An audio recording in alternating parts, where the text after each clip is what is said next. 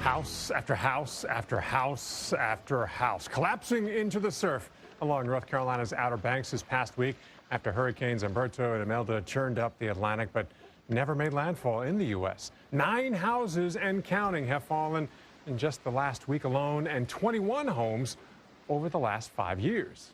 Coastal storms and rising sea levels have been eroding the Outer Banks' shoreline faster than most areas. Residents have been watching for years as their once vast coastline has vanished.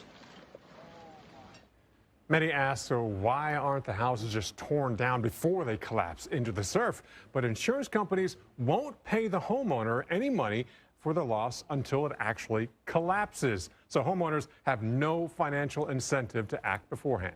But what about the government? Why is this environmental disaster being allowed to happen?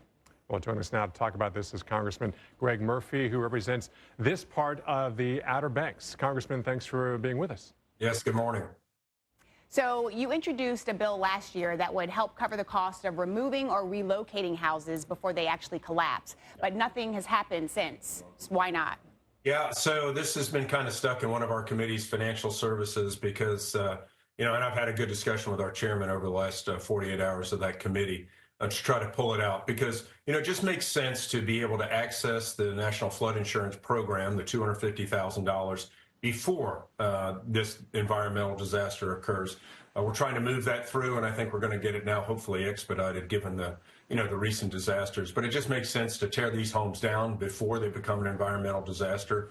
Once they get into the water, not only are they a threat to humans, but also to maritime activity. And so, good Lord, I've run over a log in a boat before. It kills your motor, and it really is very, very dangerous. We need to take these things home that takes these houses down that are threatened before they become a disaster. Well, in fact, the federal government purchased 2 condemned houses a couple of years ago and tore them down before they could collapse at a cost of more than $700,000. It's not cheap, but possibly difficult to replicate on a large scale. But wouldn't that be better than what's happening this past week with all these homes just collapsing one after the other? Yeah, actually, the National Park Service has a program to try to buy homes, and the Park Service director there has bought several homes to try to tear them down. Sadly enough, which is beyond my comprehension, we have people that are buying homes. Last year, somebody bought a home that was literally that was in the water. Why they're allowed to do that, why realtors will sell those type of things really is beyond me. But there's also a point where, truth be told, there's a little bit about personal responsibility. If you have a home that is threatened, that is going to fall into the ocean, I think it's the neighborly thing to do to pay the $5,000, $10,000 really to have the home taken down. Hopefully once we get this legislation through, they'll be able to access the money through the flood insurance program. But it just creates such a massive disaster, and then the taxpayer has to clean it up. Hopefully these individuals still will reimburse the government for that cleanup. But to your point, it's so much better to be proactive, and that's what my legislation is trying to do. So let's talk about that a little bit more. So could the government actually start holding homeowners responsible for the cleanup cost, or even add a penalty that would create a financial incentive to act before the house actually collapses? Yeah, they do. With my legislation, if you don't do it, you really won't get the amount that you would normally get if the home had fallen in.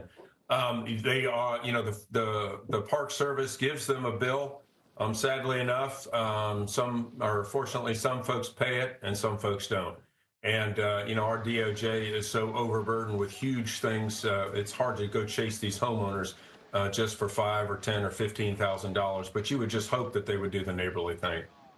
Yeah, and Congressman, these houses have been falling for the last 5 years now in your district. Nothing has changed, and this could be just the start of many more houses that could fall in the next 5 years. Is there urgency to stop this environmental disaster? Because It doesn't feel like it, because there's kind of been a lack of action so far. Actually, in Buxton, where it's really being hit now, they did renourishment of the beaches in 2017. They did it in 2022. There is a plan to renourish the beach. Repair. People, look, there's a groin there. There's an extension that goes out that hopefully will trap some of the sediment that comes down from the northern side of those beaches to keep that beach replenished. But, when you're dealing with a highly metabolic area, which is what that area is, wind, water, sand really threaten things despite the multiple millions of dollars that have been paid for renourishment. All right, Congressman Greg Murphy, thank you so much for being with us. We appreciate you. Thank you.